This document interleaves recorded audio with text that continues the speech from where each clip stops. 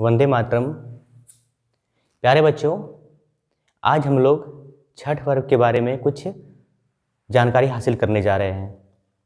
छठ दरअसल षष्ठी शब्द का अभ्रंश रूप है छठ। षष्ठी शब्द का अभ्रंश रूप है छठ, और छठ को कहा जाता है छठ महापर्व। छठ महापर्व हम लोग समझते हैं कि पर्व क्या है।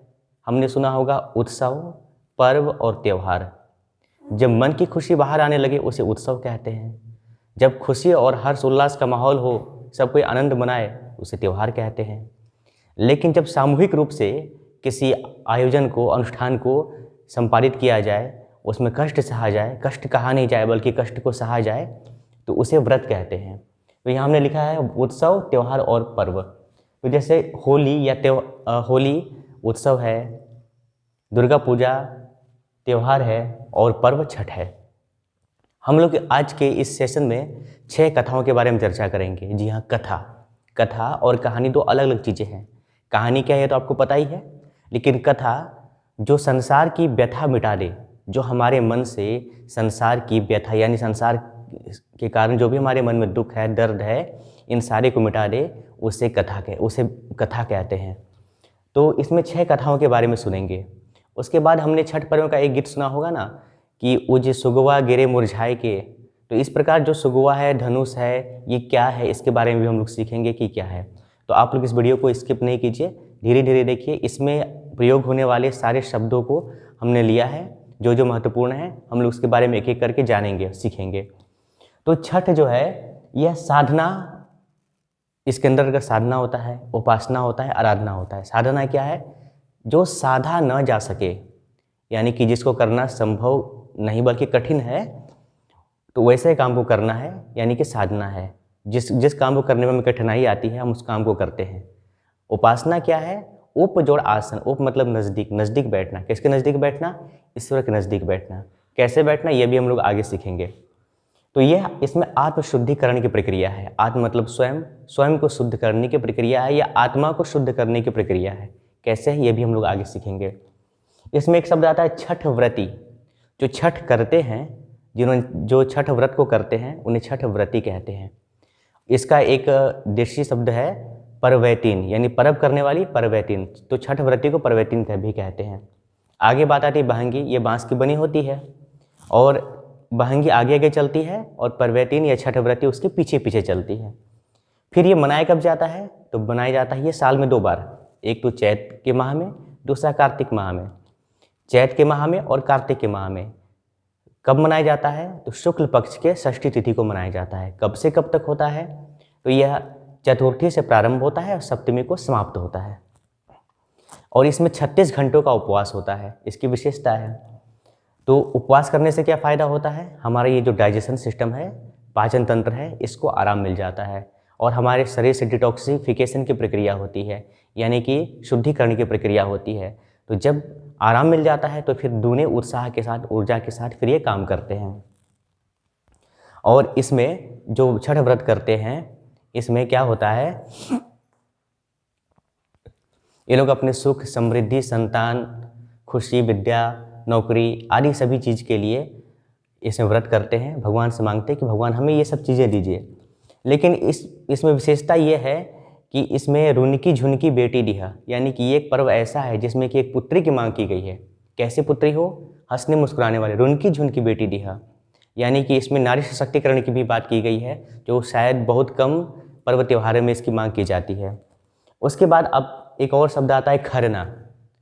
तो खरना क्या होता है? पहले नहाई खाए, यानी कि नहाते हैं फिर खाते हैं, लेकिन पवित्र भोजन करते हैं। उस समय कद्दू का प्रयोग किया जाता है नहाई खाए में। और खरना क्या होता है कि उसके अगले दिन यानी पंचमी तिथि को रात के समय में, यानी कि 7-8 बजे के समय में, शाम के स्नान ध्यान करने के बाद गुड़ का बना हुआ खीर और घी से लगा हुआ पराठा वो हम लोग खाते हैं, उसको खरना कहते हैं। लेकिन दिन भर निराहार रहते हैं, एक बूंद जल भी नहीं पीते हैं। इसके बाद इसमें 2 शब्द और आता है, एक होता है प्रत्युषा, फिर उषा। तो इसमें हम लोग सूर्य भगवान को 2 अर्घ्य देते हैं। एक अर्घ्य प्रत्युषा के साथ सूर्य भगवान को देते हैं, अगला अर्घ्य उषा के साथ सूर्य भगवान को देते हैं। तो सूर्य भगवान की 2 पत्नियां हैं, उषा और प्रत्युषा। तो शाम की जो अंतिम किरण है वह प्रत्युषा है और सुबह की जो पहली किरण है वह उषा है। तो जब शाम का हम लोग अर्घ्य देते हैं, यानी षष्ठी तिथि को हम लोग जो शाम में अर्घ्य देते हैं, उस समय अंतिम सूर्य का जो अंतिम प्रकाश है उसको प्रत्युषा कहते हैं। प्रत्युषा के साथ सूर्य भगवान को अर्घ्य देते हैं और सप्तमी तिथि को जो सूर्य भगवान की जो पहली किरण यानी उषा, उनके साथ सूर्य भगवान को अर्घ्य देते हैं। अब सूर्य भगवान को अर्घ्य क्यों देते हैं? ये तो छठ माता का व्रत है। तो छठ माता यानी षष्ठी माता और सूर्य भगवान, ये दोनों में भाई बहन का संबंध है। तो जब हम षष्ठी माता के पर्व त्यौहार के अवसर पे जब सूर्य भगवान की हम लोग आराधना करते हैं तो माता ज़्यादा प्रसन्न होती हैं। तो अब आगे समझते हैं कि ये षष्ठी माता है कौन। तो षष्ठी माता देवी के 9 रूप है ना, शैलपुत्री, ब्रह्मचारिणी, चंद्रघंटा, कुष्मांडा। इसी प्रकार जो कात्यायनी माता है वो षष्ठी माता है। तो ये षष्ठी माता ही कात्यायनी माता है। तो अब हम लोग इसकी कहानी प्रारंभ करते हैं कि इसकी कहानी क्या है। तो पहली कहानी ऐसा है कि एक बार देवासुर संग्राम हुआ था, यानी राक्षस और देवताओं के बीच युद्ध हुआ। देवता हार गए। जब हार गए तो अदिति माता ने सूर्य भगवान की उपासना की। तो उनसे उनको वरदान मिला कि त्रिदेव स्वरूप यानी 3 देवों के स्वरूप में भगवान सूर्य अवतार लिए और उनके वरदान से फिर वो देवासुर संग्राम में, यानी देव और असुर के संग्राम में, असुर मतलब राक्षस, देवता और असुर के संग्राम में फिर देवता विजयी हुए। अब दूसरी कहानी है कि ये कहानी एक राजा की और रानी की है। राजा का नाम होता है प्रियव्रत और रानी का नाम होता है मालिनी। तो राजा प्रियव्रत और मालिनी दोनों निसंतान होते हैं। तो निसंतान होते हैं तो फिर वहाँ पे कश्यप ऋषि के सलाह पर उन्होंने पुत्र कामेष्टि यज्ञ वो करते हैं। जब पुत्र कामेष्टि यज्ञ पूर्ण होता है तो प्रसाद स्वरूप कश्यप ऋषि मालिनी को खीर देते हैं। मालिनी खीर को खाती है, फिर वो गर्भवती होती है, लेकिन मरा हुआ पुत्र उनको पैदा होता है। राजा काफ़ी दुखी होते हैं और अपने उस मृत पुत्र के साथ शमशान घाट जाते हैं और आत्मदाह करने लगते हैं। इसी स्थिति में षष्ठी माता प्रकट होती हैं और उनको अपने पूजा की विधि बताती हैं। फिर उसके बाद पुत्र का उनका जन्म होता है। ये दूसरी कथा है। तीसरी कथा ऐसे ही है कि उसमें भी देवव्रत राजा हैं और मालिनी रानी है, निसंतान होते हैं और कश्यप ऋषि के सलाह पे पुत्र कामेष्टि यज्ञ करते हैं। लेकिन वहाँ पे षष्ठी माता की जगह पर देवसेना माता प्रकट होती हैं। देवसेना कौन है? तो भगवान की छठी मानस पुत्री हैं। भगवान की मानस पुत्री हैं। ये सृष्टि के मूल प्रकृति के छठे अंश से आती हैं, यानी कि सृष्टि के मूल प्रकृति के छठे अंश से। तो सृष्टि के मूल प्रकृति के छठे अंश कौन है? तो ये कात्यायनी माता है। कात्यायनी माता आती हैं। अच्छा, अब हम लोग रामायण में चलते हैं, जो चौथी कथा है। तो चौथी कथा में ये है कि भगवान श्री रामचंद्र जी ने रावण का वध किया था। देखिए, वध और हत्या बात सुनने में एक ही है लेकिन भाव अलग है। वध, जब किसी बुरे व्यक्ति को मारा जाता है तो इसे वध कहते हैं। जब किसी अच्छे व्यक्ति को मारा जाता है तो इसे हत्या कहते हैं। रावण चूंकि बुरा था इसलिए रावण को मारा गया, इसलिए वध कहते हैं। तो राम ने रावण का वध किया, लेकिन रावण तो था ब्राह्मण, तो ब्रह्म हत्या का दोष लग गया भगवान राम पर। तो उन्होंने ऋषि मुनि महात्माओं के सलाह पर राजसूय यज्ञ किया। राजसूय यज्ञ करने के पश्चात मुद्गल ऋषि के सलाह पर, जी हाँ, यह नाम याद रखिए, मुद्गल ऋषि के सलाह पर सीता माता ने छठ पर्व किया। कहाँ किया? तो मुद्गल ऋषि के आश्रम में किया। वह भी समय यही कार्तिक मास का शुक्ल पक्ष का षष्ठी तिथि तो वहाँ पे उन्होंने किया। अब एक बात और आती है हमारे यहाँ पे, कोसी भरना। कोसी भरना में क्या होता है कि षष्ठी तिथि को अर्घ्य देने के पश्चात घर पर आते हैं। 1, 3, 5, 7 इस तरह विषम संख्या के अंक में डंडों से चारों ओर सजाते हैं, दिया बत्ती लगाते हैं, फुलझड़ी लगाते हैं, लाइटिंग की व्यवस्था करते हैं, फिर वहाँ पूजा पाठ करते हैं। उसे कोसी भरना कहते हैं। अब चलते हम लोग 5वीं कथा, जो महाभारत में है। ये कर्ण की कथा है। आप जानते हैं कि कर्ण सूर्य पुत्र था, सूर्य के अंश से उसका जन्म हुआ था, वो जन्म हुआ था। तो कर्ण भी सूर्य का अनन्य भक्त था और आपको पता है कि उनके आशीर्वाद से, उनके प्रभाव से वह यशस्वी, तेजस्वी, बलवान बना था और उसकी कीर्ति अभी भी गाई जाती है। तो कर्ण की कथा आपको पता ही है कि कर्ण छठ व्रत करता था और कर्ण हमारे मुंगेर जिला, मतलब भागलपुर जिला से आगे है मुंगेर में। तो मुंगेर में कर्ण की राजधानी कही जाती है। उसके बाद आती है द्रौपदी की कहानी कि द्रौपदी का भी जीवन काफ़ी दुखमय था और इनको वनवास हो गया था, अज्ञातवास हो गया था। तो और इसके बाद भी महाभारत का संग्राम हुआ था। तो इन्होंने अपनी विपत्ति को मिटाने के लिए इन्होंने छठ माता का व्रत किया था। छठ माता के आशीर्वाद से, उनके वरदान से फिर इन्हें दोबारा राजपाट की प्राप्ति हुई थी। यहाँ हो गई। अब एक शब्द और आता है खरना। खरना क्या होता है? तो नहाई खाई को हमने सुन लिया है। नहाई खाई के अगले दिन यानी पंचमी तिथि को दिन भर निराहार रहते हैं। रात के समय में हम लोग खीर बनती है, उसमें चीनी का प्रयोग नहीं, उसमें गन्ने का प्रयोग होता है, गन्ने का रस का प्रयोग होता है या फिर गुड़ का प्रयोग होता है, और घी में लगी हुई पराठा को हम लोग सेवन करते हैं। तो इसे कहते हैं खरना। और खरना को कहते हैं लोहंडा, इसका दूसरा नाम है लोहंडा, और इसे छोटी छठ भी कहा जाता है। खरना को छोटी छठ भी कहा जाता है। अब हम लोग आगे चलते हैं कि इसकी विशेषता क्या है। तो इसकी विशेषता तो बहुत सारी इसकी विशेषता है। ये सादगी का पर्व है, इसमें कोई कर्मकांड नहीं होता है, कहीं किसी ग्रंथ का प्रयोग नहीं होता है, कोई मंत्रोच्चारण नहीं होता है, ना तो इसमें किसी पुरोहित की ज़रूरत है, ना किसी यजमान की ज़रूरत है, ना दान है, ना दक्षिणा है, ना पांडित्य है। इसमें किसी विद्वता की कोई ज़रूरत नहीं है। मूर्ति पूजा तो बिल्कुल भी नहीं की जाती है इसमें। अच्छा, बिना सिले हुए वस्त्र पहनते हैं, भूमि का सैया करते हैं। कहने का तात्पर्य ये है कि ईश्वर के समक्ष सभी बराबर हैं। जाति, लिंग, भाषा, प्रांत, किसी भी आधार पर कोई भेदभाव नहीं होता है। सारे लोग एक समान एक लाइन में खड़े होकर भगवान सूर्य की उपासना करते हैं। जैसे सब एक लाइन में खड़े होकर अपने अपने लिए सब प्रार्थना कर रहे हैं, विनती कर रहे हैं। तो ये पर्व इतना महान पर्व है कि इसमें बड़प्पन के सारे भाव खो दिए जाते हैं। मार्किन कपड़ा, जो सबसे सस्ता कपड़ा माना जाता है, इस कपड़े का प्रयोग होता है, जो कि हर कोई पहन सकता है, हर कोई उपयोग कर सकता है। और इसकी सामग्री की अगर बात की जाए तो सर्वसुलभ सामग्री का प्रयोग किया जाता है। ऐसा नहीं कि इसमें कोई भी सामग्री ऐसी ली जाए जो कि कठिनाई से मिले, जैसे गागल हो गया, नारियल हो गया, सुपारी, पान, अक्षत, जो भी फूल, दूध, गंगा जल, यही सब लिया जाता है। और इसके पीछे हमारे ऋषि मुनियों की मनसा रही होगी, वो चाहते होंगे कि इन सब वनस्पतियों का अस्तित्व बना रहे। अन्यथा मनुष्य तो स्वाद वाली वस्तु को खाता है, जिनका स्वाद नहीं पसंद आता उन्हें वह त्यागता चला जाता है, धीरे धीरे उनका अस्तित्व समाप्त हो जाता है। तो इसीलिए शायद उन्होंने उनके अस्तित्व को बचाए रखने के लिए कुछ कुछ रीति रिवाजों की व्यवस्था कर दी है। लेकिन यहाँ पे कहना ये है, शायद ये छठ पर्व हमें संदेश देता है कि कर्मकांड तो अवश्य कीजिए, लेकिन कर्मकांड विवेक सम्मत होना चाहिए। अपने विवेक का प्रयोग करना चाहिए कि हम ये जो कर रहे हैं वह क्यों कर रहे हैं। ज़रा सोचिए, कभी कभी ऐसा होता है कि कहीं शादी होती है, वहाँ पे अच्छे से डेकोरेशन होता है, टेंट, बाजा, बारात, सब कुछ होता है, बहुत सारे खर्च होते हैं, लेकिन अगर पति पत्नी में प्रेम ना हो तो सारा व्यर्थ है। क्या मतलब हुआ? मूल उद्देश्य हमारा क्या है कि भगवान से हमारा प्रेम हो। कर्मकांड के चक्कर में हम लोग फंस कर रह गए और भगवान से हमारा प्रेम हुआ ही नहीं, तो हमारी सच्ची आराधना हुई क्या? इसीलिए इसमें कर्मकांड को निषेध किया गया, सीधे भगवान से लिंक जोड़ने की बात की गई है। जैसे हम जब किसी डॉक्टर के पास रहेंगे तो धीरे धीरे हमारे अंदर डॉक्टर के गुण आने लगते हैं। पहलवान के पास रहेंगे तो पहलवान अगर नहीं भी बनेंगे तब भी 10 किलो वजन उठाने में परेशानी नहीं होगी। हम जिसके संपर्क में रहते हैं उसका गुण हमारे अंदर आने लगते हैं।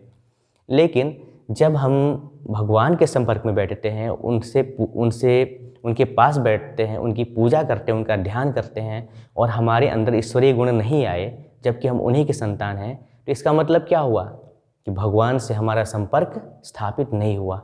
ठीक वैसे ही जैसे कि एक मोबाइल है और उसको चार्जर से कनेक्ट करते हैं लेकिन चार्ज नहीं हुआ, इसका मतलब क्या हुआ? पावर हाउस से तो बिजली आ रही है लेकिन कहीं पे तार टूटा हुआ है, कहीं पे जंग है, कहीं पे कट है, तो ऐसी स्थिति में भला हमारा संपर्क होगा क्या? तो यहाँ पे इसी प्रकार जितने भी कर्म कांड, विधि विधान है, सबको हटाया गया। अब आप ही सोचिए ना, कभी कभी ऐसा होता है कि कहीं पूजा हो रही है, पंडित जी का मन दुखी है, जजमान का मन दुखी है, जो ठाकुर हैं वो बेचारे किसी वजह से दुखी हैं, क्षुब्ध हैं, तो ऐसी स्थिति में हमारी पूजा क्या सच्ची पूजा होगी? एक कहावत है कि जिस सेवा में हमारी मन की स्थिति अच्छी नहीं होती वह सेवा कभी सच्ची नहीं होती। तो इसमें हमारे मन की स्थिति को अच्छे रखने की बात की गई है। अब हम लोग आगे चलते हैं। आप देखेंगे कि पहले अस्त होते सूर्य को अर्घ्य देते हैं, अगले दिन उदय होते सूर्य को अर्घ्य देते हैं। पहले अस्त फिर उदय। क्या मतलब है? अस्त होते सूर्य यानी कि बुजुर्ग, उदय होते सूर्य यानी कि आने वाली पीढ़ी, यानी कि बच्चे, भविष्य। तो अगर यदि हम अपने बुजुर्ग को हम सम्मान देंगे, उनको हम खुश रखेंगे, तो हमारी आने वाली पीढ़ी हमें खुश रखेगी और वो भी खुशहाल होगी, अन्यथा उसके भी चांसेस खुशहाल होने की बिल्कुल भी नहीं है। ये जीवन और मरण का संदेश देता है कि जितना सुंदर, जितना प्रफुल्लित, जितना उल्लास में हमारा जीवन होना चाहिए, जन्म होना चाहिए, वैसे ही हमारी तेजों में मृत्यु होनी चाहिए। ऐसा नहीं कि मृत्यु के वक्त मुख मलिन हो जाए। मुख के समय, मरण के समय हमारे मुख में कांति होनी चाहिए, जैसी कांति सूर्य भगवान के अस्त होते समय होती है, वैसे ही कांति हमारी मृत्यु के समय भी होनी चाहिए। हम तो ये कांति कब होगी? जब हमारा जीवन अच्छा होगा, तभी हम इस अवस्था को प्राप्त कर पाएंगे। फिर देखिए, इसमें एक चीज़ और है, सात्विकता। पवित्रता क्या है ये जानना है तो आप किसी परवैतीन से पूछिए, किसी छठ व्रती से पूछिए। तो इसमें सबसे मूल चीज़ है सात्विकता, सामूहिकता, यानी सारे लोग सुसंगठित होकर एक साथ काम करते, एक जगह जमा होते हैं, एक साथ सारा काम करते हैं, एक दूसरे की मदद करते हैं, एक दूसरे को बहुत ही प्रेम से मदद करते हैं, हर प्रकार से मदद करते हैं। अच्छा, इसमें क्या है कि प्रकृति की सुरक्षा की बात की जाती है कि जैसे हम वाटर बॉडी है, जल स्रोत है, नदी के स्रोत है, उनकी सुरक्षा की बात की जाती है, उनकी सफाई की बात की जाती है, उनका ध्यान रखा जाता है। फिर आगे देखिए, ये शारीरिक और मानसिक साधना है। इसमें शारीरिक और मानसिक साधना है और इससे मनुष्य स्ट्रांग बनता है, ताकतवर बनता है। अब देखिए, इसे पंच तत्वों की आराधना की जाती है। जैसे एक शब्द है ना, भगवान। भ से भूमि, ग से गगन यानी आकाश, व से वायु, अ से अग्नि, न से नभ, यानी कि 5 तत्वों से ही पूरी प्रकृति बनी है और इसमें इन्हीं 5 तत्वों की पूजा की जाती है। मनुष्य तो प्रकृति का ही एक अंश है, मनुष्य प्रकृति से विलग थोड़े ही ना है, तो इसमें उसकी आराधना की जाती है। अच्छा, इसमें क्या है कि कोई भी सास यानी कि कोई भी औरत तब तक छठ व्रत करती चली जाती है जब तक कि उसकी बहू व्रत करने की योग्य ना हो जाए। जब वो व्रत करने की योग्य हो जाती है, उसी स्थिति में वो अपना करना बंद करती है। अब हम लोग कुछ इसके वैज्ञानिक पक्षों की बात करें तो ऐसी मान्यता है या ऐसी जियोग्राफिकल कंडीशन बनती है कि साल में 2 बार इसी तिथि को, चैत के शुक्ल पक्ष की षष्ठी को और कार्तिक के शुक्ल पक्ष की षष्ठी को, सूर्य का अल्ट्रावायलेट रेज का रेडिएशन बहुत ज़्यादा होता है। जब वहाँ से अल्ट्रावायलेट किरण चलती है तो वायुमंडल में आती है, जहाँ पर आयन मंडल होता है, और आयन मंडल में ओजोन परत होता है। ओजोन परत अल्ट्रावायलेट रेज को सोखता है और उस समय हमारी जो अर्घ देने की जो प्रक्रिया है, ये उन अल्ट्रावायलेट रेज के प्रभाव को, दुष्प्रभाव को कम करता है। तो इस प्रकार हम सबको चाहिए कि जो भी छठ करते हैं हमें उनका उपकार मानना चाहिए, क्योंकि वो सारे मिलकर प्रकृति की रक्षा करने में हमारा सहयोग प्रदान कर रहे हैं। उसके बाद एक और एक ये भी है कि सूर्य का प्रकाश, षष्ठी के सूर्य का प्रकाश ज़्यादा तेजोमय होता है और हम लोग जब तांबे के लोटे से गंगा जल सूर्य भगवान को अर्घ्य देते हैं तो तांबे में एक कैटालाइटिक प्रॉपर्टी होती है जो किसी भी सब्सटेंस को हाइड्रोजन से विलग कर देता है और उसको ऑक्सीडाइज्ड कर देता है। उस बीच से जब जल गिर कर जाता है और जल का प्रकाश हमारे बॉडी पे पड़ता है या हम उसको जब निहारते हैं तो हमारे अंदर एक पॉजिटिविटी का संचार होता है और वो पॉजिटिविटी हमें जीवन भर, जीवन के हर काम में हमें मदद करती है। अब अगर यदि हम इसके सामाजिक पक्ष की बात करें तो देखिए क्या होता है कि पहले दुर्गा पूजा आता है। दुर्गा पूजा से पहले तो बाढ़ आया रहता है। हमारे बिहार क्षेत्र में हर जगह बाढ़ ही रहता है, प्राय बहुत अधिकांश जगह पे बाढ़ ही होता है। तो बाढ़ में सारे काम धंधा बंद, सब कुछ ठप हो जाता है, बेरोजगार हो जाते हैं, किसी को कोई काम नहीं मिलता है। उसके बाद आता है दुर्गा पूजा।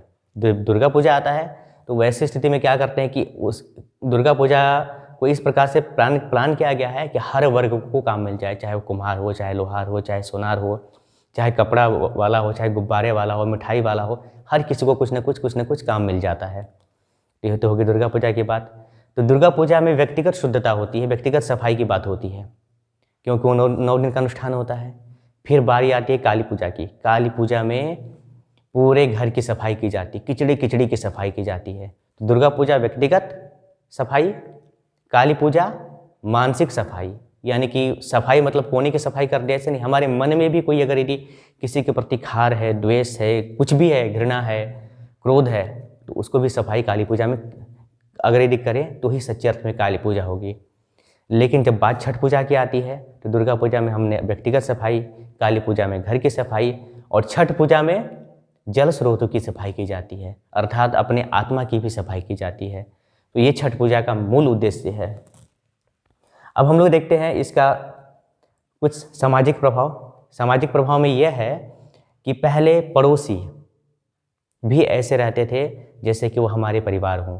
पहले पड़ोसी भी ऐसे रहते थे जैसे कि वो हमारे परिवार हों। आज हमारे परिवार भी ऐसे रहते हैं जैसे कि वो पड़ोसी हों, क्योंकि लोगों में दूरियां बढ़ती जा रही है। ऐसी स्थिति में पर्व त्यौहार लोगों को जोड़ने का काम करते हैं। कोई भी अगर यदि बाहर रहे तो वो भी उस दिन अपने पर्व त्यौहार के अवसर पर घर आते हैं। इससे समाज में प्रेम स्थापित होता है, एकता स्थापित होती है, घर में भी एकता और प्रेम स्थापित होती है।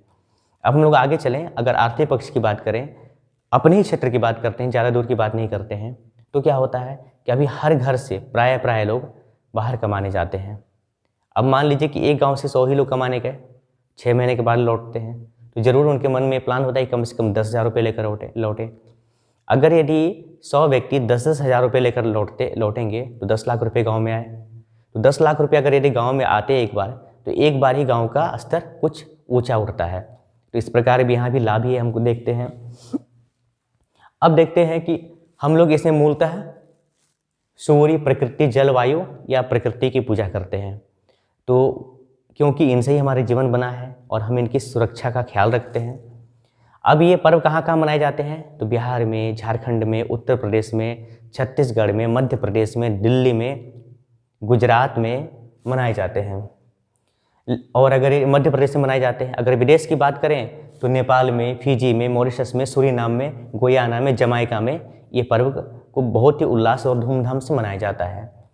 अब एक लोकगीत हम लोगों ने सुना है, ऊजे नारियल फरेला भवद से, ऊजे नारियल फरेला भवद से, ओह पर सुगा मडराए, ऊजे खबरी जनैबो अधिक से, सुगा दीहन जूठी आए, ऊजे मारबो रे सुगा धनुष से, सुगा गिरे मुरझाए।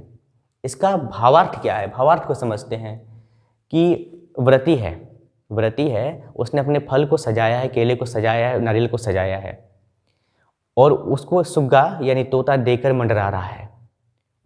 सुग्गा या तोता उसको खाना चाहता है, तो व्रती को क्रोध आता है और उसको ऐसा क्रोध आता है, वो सोचती है कि मैं धनुष से इस तोते को मार दूं।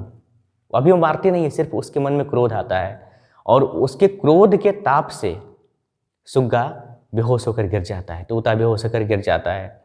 जब तोता बेहोश होकर गिर जाता है तो सुगनी यानी कि फीमेल पैरोट हाहाकार कर उठती, चित्कार कर उठती है। उसको लगता है कि शायद मैं इससे विलग हो जाऊंगी, मेरा इससे वियोग हो जाएगा। तो उसके दुख को देखकर व्रती द्रवित हो उठती है, कराह उठती है और फिर वो वही भगवान से प्रार्थना करने लगती कि भगवान आप इसको फिर से ठीक कर दीजिए, आप इसको फिर से ठीक कर दीजिए। तो अब देखिए कि इसमें व्रती जो है वो फल प्रसाद लेकर रखती है, सुग्गा मंडराता है, फिर क्रोध करती है और इसके क्रोध के ताप से सुग्गा बेहोश होकर गिर जाता है, सुगनी चित्कार करती है और फिर व्रती प्रार्थना करती है। तो अब यहाँ पे सुग्गा और सुगनी कौन है? ये समाज की मानसिकता है। समाज की मानसिकता कि कहीं भी कुछ भी देखो तो आपके मन में लोभ आ जाए, क्रोध, काम आ जाए, क्रोध हो जाए, मोह आ जाए, अहंकार हो जाए, क्योंकि ये 5 भूत है। जब मनुष्य को एक भूत पकड़ता है तो कितना परेशान करता है। जिनको ये 5 भूत पकड़ लेंगे उनको क्या हाल होगा। तो ये जो 5 भूतों का प्रतीक है ये सुग्गा और सुगनी, ठीक है। अब आगे बारी आती है कि बेहोशी क्या है। तो जब 5 भूत जिसको पकड़ लेगा, काम, क्रोध, लालच जैसा भूत अगर पकड़ ले तो उसका परिणाम क्या होगा? वो बेहोश हो जाएगा, वो किसी काम के लायक रहेगा नहीं। लेकिन पूजा करने का फल क्या है? प्रार्थना। पूजा करने का फल क्या है? प्रार्थना। तो जब प्रार्थना करते हैं तो हमारे अंदर प्रेम का, दया का, करुणा का संचार होता है, ये सब प्रस्फुटित होते हैं। तो यहाँ पे व्रती के अंदर प्रेम, करुणा की भावना आती है। और सूर्य तो है ही विवेक के प्रतीक, जिनको भी विवेक बढ़ाना हो, तेज बढ़ाना हो, सूर्य का ध्यान करते हैं।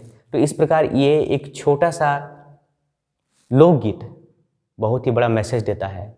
एकदम आध्यात्मिकता की बात है। आत्म संबंधी अध्ययन को अध्यात्म कहते हैं, आत्म संबंधी अध्ययन को अध्यात्म कहते हैं। एक बार फिर से सुनिए, आत्म संबंधी अध्ययन को अध्यात्म कहते हैं। और अध्यात्म एक प्रक्रिया है अपने आप को ऊपर उठाने की, अपने स्तर को ऊंचा उठाने की प्रक्रिया ही अध्यात्म है। ये जो राजा हैं प्रियव्रत और उनकी पत्नी मालिनी है, ये संतान की बात करते हैं। तो पुत्र क्या होता है, जो कि नरक से निकाल दे उसे पुत्र कहते हैं। तो ये भी मुक्ति की ही बात कर रहे हैं, ऐसा नहीं कि ये सांसारिकता की बात, ये भी मुक्ति की बात कर रहे हैं कि हमको भी कोई ऐसा है जो हमको इस नरक से निकाले। तो इस प्रकार हमने छठ पर्व के बारे में कुछ जाना। अब आगे देखिए एक और भी गीत सुनते हैं, काचही बास के बहंगिया बहंगी लचकत जाए। तो ये जो बहंगी है, ये जीवन में बैलेंस की बात करती है। हर चीज़ में बैलेंस होना चाहिए, न ज़्यादा न कम। अगर बैलेंस में चलेंगे तो ही हमारा जीवन सफल हो पाएगा। इसमें नारियल का बड़ा महत्व है, थोड़ी सी चर्चा नारियल पर भी। तो श्री श्री रविशंकर कहते हैं कि हमारा जो बाहरी आवरण है वह धन से, बल से, विद्या से एकदम कठोर होना चाहिए, कोई इसके पार न पाए। मन कैसा हो, बिल्कुल उज्जवल हो, निर्मल धवल उज्जवल हो मन। और भाव कैसे हो, तरल हो, भाव बिल्कुल तरल हो। लेकिन मन को फोड़कर तो नहीं चढ़ाया जा सकता है, इसलिए प्रतीक के रूप में नारियल को चढ़ाते हैं। तो ये तो रही छठ की चर्चा। तो आपको ये कैसा लगा? अगर यदि अच्छा लगा तो आप इसको ज़्यादा से ज़्यादा शेयर कीजिए। क्यों शेयर कीजिए? क्योंकि शेयर करेंगे तो लोग भी अपने इस पर्व त्यौहार के बारे में और कुछ जानेंगे। और अगर यदि आपको लगता है कि इसमें कुछ छूट गई है तो कृपया कमेंट करके बताइए। आज के लिए इतना ही। वंदे मातरम।